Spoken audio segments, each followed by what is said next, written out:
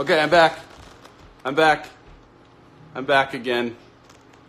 Now, I'm going to try my best to find these people to go live with. Okay, here we go. Casual emo. I know you're in here, so please send me a request, and only you. Why do I have 6 requests? Everybody's going against what I said not to do. Now it's not letting me click the request button again. This is your... Oh! Yes! Thank God. I got it. It says waiting for casual email underscore. Yes! Hi! It worked, thank God. Yeah. I've had to end the live stream like 88 times. Yeah, I've been watching. Thank you for continuing to watch. How are you? I'm doing pretty good. We've been having a storm today, so my power might go out, but I'm good. There's a storm outside. Where are you? Northern California. Oh, okay. I'm in LA, so it's rainy here too, so. That's awesome. Yeah. We're sharing the same weather. Yeah. Oh, look, come here, Tuck. This is my cat, Tuck. Here he is. Oh. Look at the camera. Hi, Tom. He's a sweet boy. He's cute. Attention. He loves his little attention. Okay. You have some questions, I bet. Yes, I do. Shoot 'em. Okay. So I'm going to start with my first one, which is something I've been wondering from a lot of people, actually. But what's your favorite music video that you've made? Wow. Honestly, I know you guys haven't seen it yet, but probably Dancing with the Devil. It's going to be sick. But I feel like that's a cheap answer because that's not out yet. If not that one, then Lonely Dance. Because the set is amazing. We were on a goddamn spaceship. That's crazy. That was one of my favorites, too. Thank you. It was a lot of fun to shoot, too. The director is like, okay, Tux, come on. You're distracting me while I'm trying to talk. Come on. The director was like, you okay? Sorry. I have ADD and the cat is very adorable, so it's hard to... Okay, he's coming back. So the director, Shelby, she was really, really good at, because there's a lot to do on a music video, obviously, a lot of stuff to film, and she was really good at dictating, who was going to be on set at what points, and it was just really fun and relaxed, and I felt like we haven't had that on a music video before that moment. Yeah. So it was, I think Lonely Dance for sure. That was a good one. I liked it. Thank you. All right. So I'm going to skip to a different one. I have a lot of questions here, but I'm just going to skip around. Okay, that's fine. So Set It Off obviously has a lot of angry songs. I mean, the first one I listened to was Wolf in Sheep's Clothing. Oh, okay. I love that song. But there's also some more sappy, happier songs, and I was wondering which one you prefer, the more angry ones or the more happier ones? Well, I think it goes by, I don't think I'm, pulled towards either one, in general. I guess it goes by song basis. But I do really like when Cody's aggressive or sassy. I think it's really something that that emotion is something that we all feel, and it's kind of scary to bottle up those feelings and those emotions. So getting them out in a song is like a really great way to release that negative energy that you might have, and then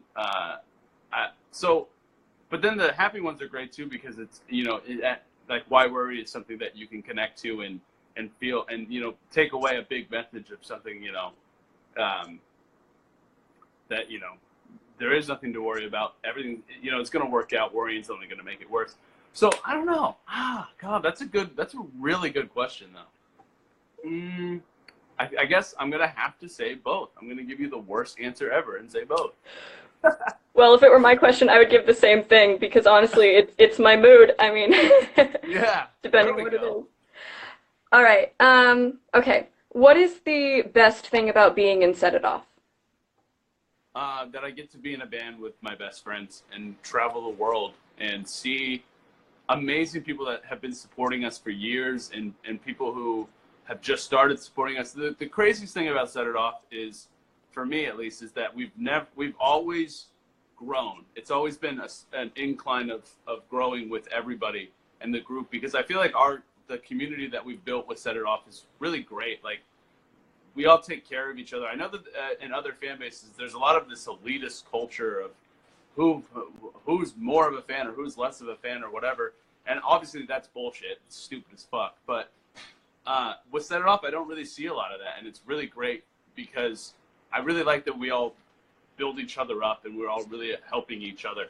And you guys have always been there for us, making us get, spreading the word about us bigger and bigger, which is great, because that means that we're able to make more music, we're able to make more songs, we're able to make more music videos, we're able to be on the tour more and see you guys more in person, and it's been really great. That's awesome. I really, really like it. All right. Okay. When did you know that Set It Off is what you wanted to do as a career? Interestingly, when the band first started, a long time ago, we all had a meeting. The original band members had a meeting, just basically being like, this is it. It's either this, we're either going to do it fully or we're not going to do it at all. So we need to decide. If you're going to be a part of this, you need to decide that this is what you want to do fully and nothing else. And the band comes before anything else. I mean, obviously, family definitely comes first. But anything else, jobs do not come first. The band comes first. Any sort of plans that you may have, you best be ready to cancel them at any moment to Set It Off.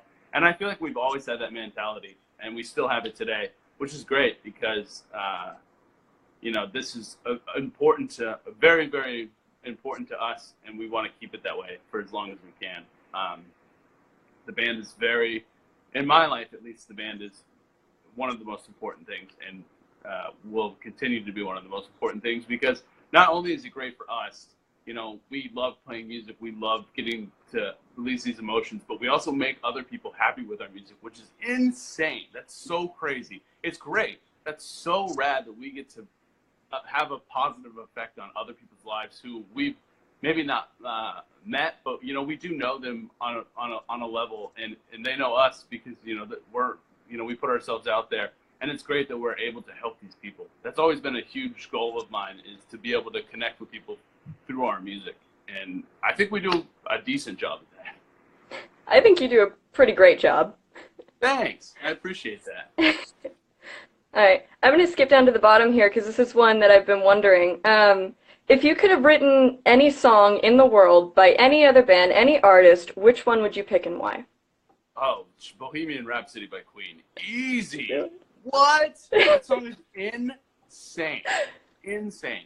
Recently, I posted a video of me playing the song on guitar, and batshit chords. Those chords are nuts. Like, stuff that I'm like looking at it, like on the tab, like trying to understand it and be like, how are you supposed to play that? But that guy's Freddie Mercury is just a genius. Oh, hey, do you want to say hi in the live stream? Where's the camera? Is it? Hi. Oh my God, there's someone inside your phone. We have to get them out. Oh, what's up, guys? I'm going to Chipotle, but it's raining, so that's why I'm doing this egg look. I think it's a good look. Yeah. Hi, who is this?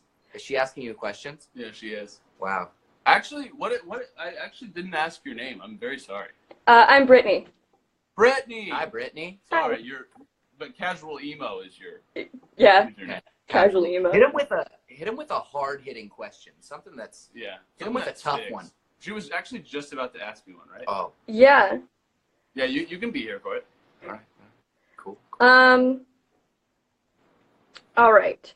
So I'm going to go up to, what is the hardest part you've had to play live? Is there any song that is particularly harder than others, or are they all just piece of cake, you could do it in your sleep?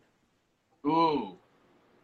For me, it was so Diamond Girl. I played that song on bass, and that was a super hard challenge because with rhythm guitar, I feel like you can like be a little sloppy and people won't notice, but the bass was like it's in the pocket. You have to like be there and be in time perfectly, or someone who doesn't know a lot about music, like that dude sucks ass. And luckily, I nailed it. Hopefully, because I haven't heard very many complaints. What's your hardest? The hardest song I've ever played for Set It Off was For You Forever. That song's tough. Yeah. With the post. Yeah, that little breakdown in the end. But then songs we've played live, there's a couple, but one that comes to mind was, so for some reason during like specifically the cinematics era, we just tried to play everything as fast as we could, and all our songs were like 800 BPM. So this last tour, we played Kill the Lights for the first time in a long time, and that is fast. So by the end of it, I was sweating. Yeah, that's a hard one. Mm-hmm. Well, I gotta say, they're all killer songs, so you're doing something right, because they're good. Hey, thank you. Thanks. I like the lady in your phone. She's so nice. I know. She's very nice. I'm going to go get some food, so I'll see you guys. Bye. Bye. Thanks for joining my live stream. Of course. I'll send your check in the mail. Fuck yeah. Eagles royalties, baby. Oh, yeah. Oh, is that American Satan? Yeah, Oh, cool. I haven't actually seen that. I should. you should. It's a good movie. I should check it out. Andy was one of the first people in the music industry that ever like stuck his neck out for us and took us out on the Black Mass tour in 2014. That was really nice of him, and it meant a lot at the time. Still does. He's a great guy. That's awesome. Yeah. All right. What is your most outrageous tour moment? Like, just absolutely crazy, can't believe that happened. Like, good or bad? Oh, Just... my God. I think the story exists on the internet somewhere, and it's a little bit long of a story, so bear with me. But, okay. So, it was early 2011, 2012 when we were, like, touring in a van and, like, really just getting our tour legs going. We played a show in Wisconsin, I think it was, and basically some people who, I don't think they were fans, I think they just came to that venue a lot to watch music because they lived across the street. And it was two girls, and they were really nice. So they invited us over to their house afterwards because we didn't want to sleep in our van. We needed somewhere to sleep. So they were like, yeah, you can come sleep at our house, like sleep on the floor. We're like, cool, that's awesome. A roof over our heads, no problem. And then, so we go there, and they're like, hey, by the way, there's like a little get together. There's like a party at our house tonight. I'm like, oh, okay, cool. We're down. We like to hang. That's fine.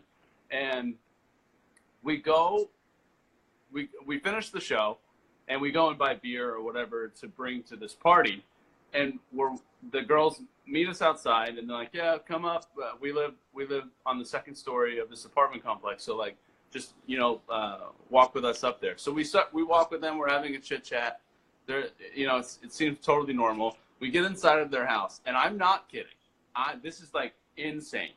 We open the door, and as soon as we open the door, the only way I can describe this, the scene that we saw, you open the door into the kitchen, and the first, Toy Story, the movie Toy Story? Yeah.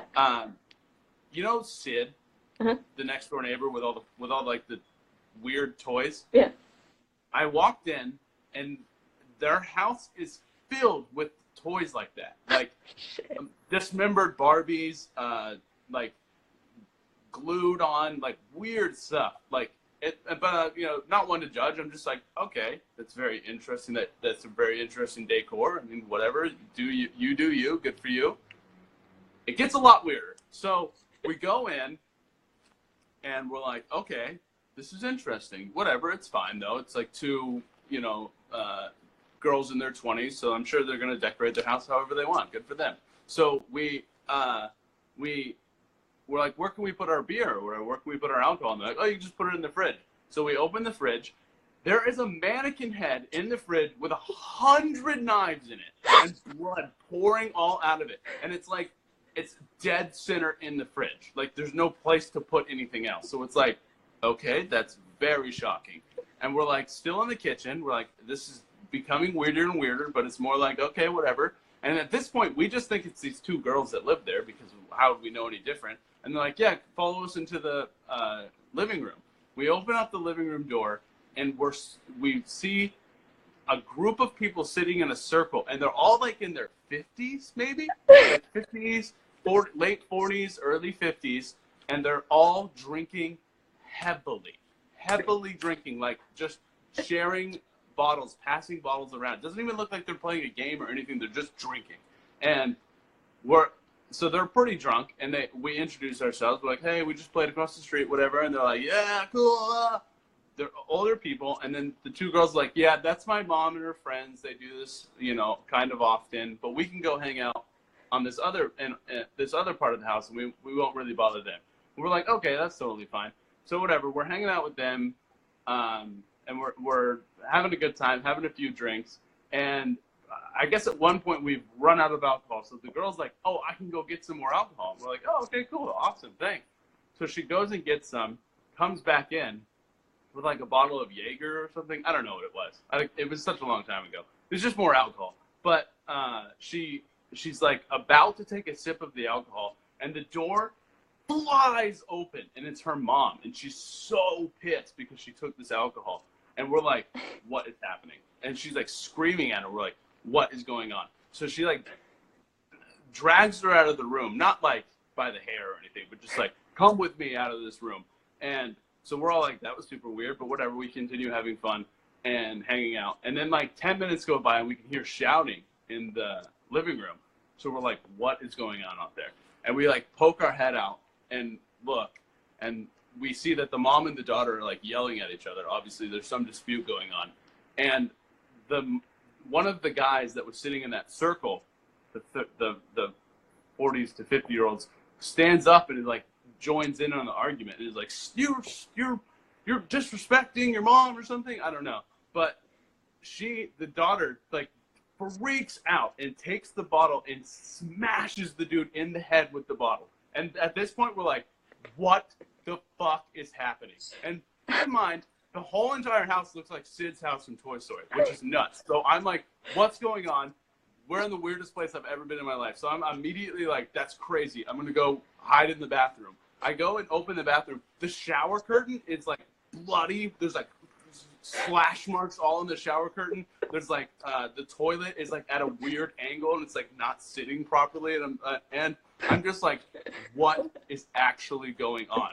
So Dan and I are like, Dan, Cody, and I are like, we gotta bail. We gotta get out of here.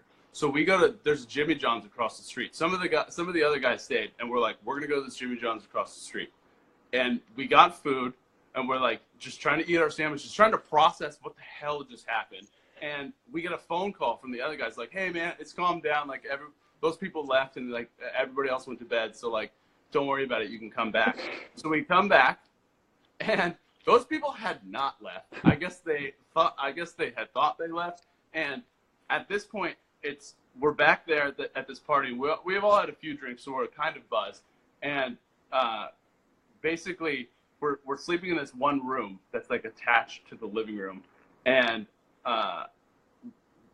the mom and daughter get into another really big shouting argument, and we can hear like things breaking, straight up glass shattering and plates shattering, and we're like just trying to sleep at this point. So finally we hear like a blood curdling scream, like so loud. So obviously we're like, okay, we've got to go. We cannot be here anymore. So we check, and it's the mom just like screaming as loud as she can, so the daughter can't go to sleep in her room. And it's like, dude, we need to go right now. So we literally asked our friend to drive our van and pull up to the front, and we just ran out of the house as fast as we could and just left. I know that's a long story, but that's all 100% true and insane. That is crazy. Yeah. Oh my God. Hopefully we don't, well, I know we won't run into that situation again, but it was nuts. But it does make for a great story. Yeah. Yeah. Oh my God. It's a pretty wild one. I know we've told it before somewhere, so hopefully those people haven't seen me tell the story before. Dang, that's a wild night. Yeah, it was pretty wild. It's definitely something that was like, yo, we can't do this again. But it was cool. It's a good story. All right. What would you be doing now if Set It Off hadn't taken off? Oh, I don't know. I've really, really wanted to. For a while, I got really interested in movie sets, like building movie sets or working on movie sets. Not acting, just being behind the scenes and watching movies get made. Because I'm always just super interested in that stuff. So I would say definitely something in the entertainment industry still, doing something like that. But I'm not sure. That's a good question, though. Luckily, Set It Off lets me pay my bills, so that's it. Thank you for that, by the way.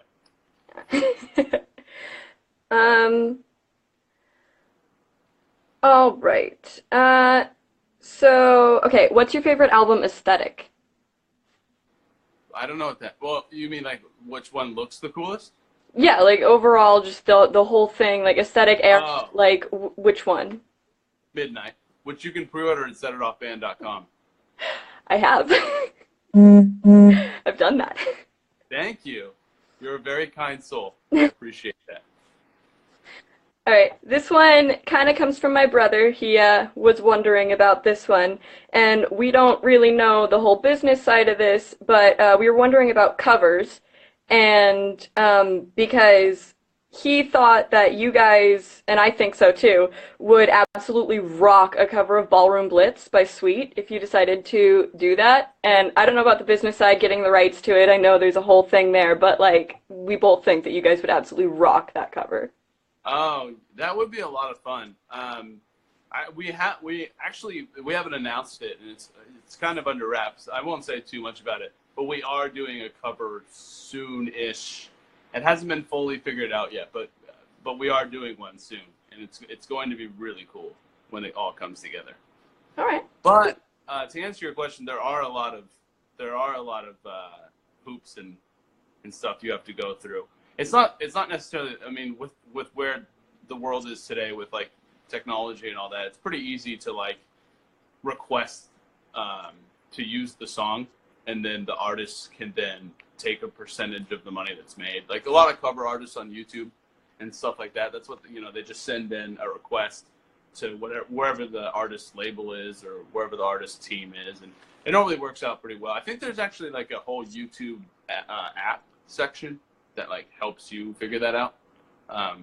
So yeah, there's a way around it, but I don't know. I can't tell you which song we're doing and when we're gonna do it and when we're gonna release it, but we are doing something. All right, that's cool. Very excited. Yeah. Okay. So I'm actually gonna. I've been on here for about an hour now, so I'm gonna wrap it up. Right.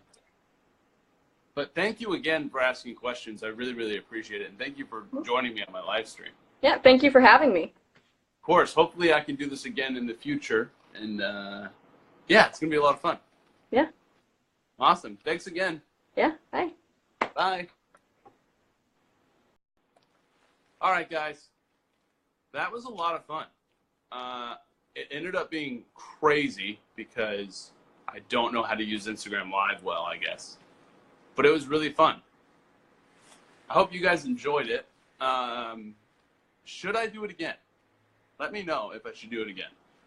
Because I think it was cool. I think it was fun. It was a good time. Tux, what do you think? You want to say hi? What do you think, Tux? You think it was fun? You think it was a good time, Tux? Yeah? He's a good guy. He means well. He meows in the morning a lot, but he means well. Look, you're looking almost directly at the camera. Oh, that's so adorable. Oh. Okay, guys. I'm going to let you all go. Thanks again for watching, and I'll see you soon. Peace! Oh, I should have hit end sooner. Now it looks embarrassing.